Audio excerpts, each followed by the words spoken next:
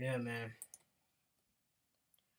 We got a whole new slew of changes since the last time I posted a video. We was talking about Freddie Kitchens being hired. And initially, had a it was pure. We got a press conference since after the last time. And pretty much, excuse me about that. Pretty much how I feel about it after watching the video with him and John Dorsey for about 41 minutes. I try to listen to as much as I could. My feelings, my real initial feelings now is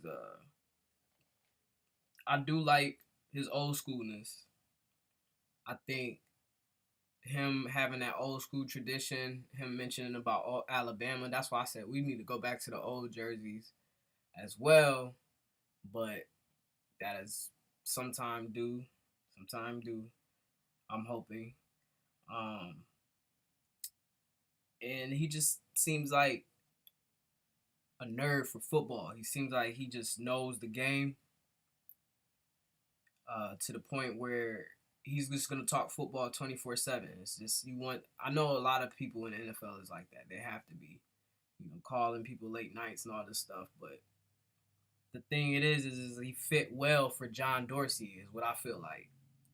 This is a guy that John Dorsey can take pretty much, and he's not. Freddie Kitchens not gonna undermine John Dorsey not one bit. If he's just gonna follow, he's gonna do what his job is to do as far as preparing game plans, whatever, coaching, and everything like that. But him directly reporting to John Dorsey just wants you to have the answers to what he's looking for. He don't want you to kind of be moving on or anything like, because he's gonna have eyes too. John Dorsey is like a coach, but just not gonna do the coach duties. He's just gonna look at what his team looks like or what type of team he's gonna build, and he don't want you to coach him a certain way or allow you to incorporate what you like to do that fits with his people. So, because I mean, really, we all know Freddie is just thankful for the opportunity, really to have this coaching position. So that's why I feel, in my opinion, that it'd just be easier for him to be able to control. I mean, not to sound like it's like a power trip thing, but I mean, if this is your shit, you know what I'm saying? You want to make sure it ain't too many Chiefs on there, because we all know how it works when it's too many Chiefs and not enough Indians, and it just is a disaster. We don't need that right now, so it is what it is. I will say this thing I did mention about the hire uh, to a lot of my friends is that I just felt it was kind of weird. I felt like they said that Baker was the deal breaker on the hire, and that just kind of like, I mean, don't get me wrong, I love Baker. Like I was the one that was watching for him the entire time. Like I don't know what I would have been able to do if I seen Sam Darnold's head on the podium every Sunday and we taking L's and he just like saying just like something that's uninspiring. The most uninspiring. Like, I'm glad that we got Baker. That was the whole thing. I vouched for him when I seen him, and he was what we needed. I mean, flat out, is we needed a dog to play for the dog pound. Somebody that's gonna get it done, no matter what it take. They gonna try to get it done, and I'm glad that we took Baker. But with that said,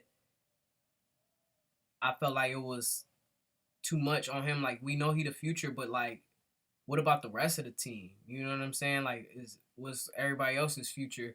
Like, not saying like anybody got problems with him. You know what I'm saying? But like, but that just kind of set the standard. Like, oh, like everybody else don't matter. Like what about the defensive players or people like I said, the people that probably don't have the best relationship with him? You know what I mean? For somebody that just took a position in such a short amount of time, and the only reason why he really got this position, I mean, yeah, he did well as an offensive coordinator. Don't get me wrong, but because his make or break deal was because he had a relationship with Baker or not. Like, I mean, that's important. Don't get me wrong, it's super important. But I don't think like it mattered that much to Baker. And then like, what you expect Baker to do if you did call him? Like to be like, no, I don't want him. Like you put him on the spot, I'm like, yeah, that's my man. Help him out. You know what I mean? Like we gonna get it done. You know what I mean? Of course. So I mean, it's gonna be short. I mean, we can only hope. You know what I'm saying, that this work out. But after that, now they hired Steve Wilkes and uh, defensive coordinator, basically. And my after research, you know what I mean, because in the beginning I don't really know about him. He's not like a high name guy to me. But when I looked him up, like all his defense has been, you know what I mean, within the top 15, top 20-ish tier. You know what I'm saying? Like, I mean, when he was with Carolina, they were seventh in yards allowed. You know what I mean? So he got a way of like keeping. You know what I'm saying? If his team is on the field for a long time, he can keep it down or whatever. We need to be scoring, but I do notice that like his passing game coverage is bad. So with that said, he's there to make our defense a better run team. So if that's his natural, I think the only thing we need to do to look forward into the draft is drafting people that can really affect the passing game along with the running game. So it's a long shot because the people that I seen that I like in the draft so bad that I feel like will fit the Browns culture and what we need is Greedy Williams, and this is no specific order. Greedy Williams or Devin White, whoever is available. I mean, we're at the number 17 spot right now. I mean, if we have to trade up and can get them, I mean, that's cool. It just depends on what we sacrificing. But for the most part, those two is who I see like. And the reason why I say this is like Greedy Williams will be on the other side of Denzel Ward.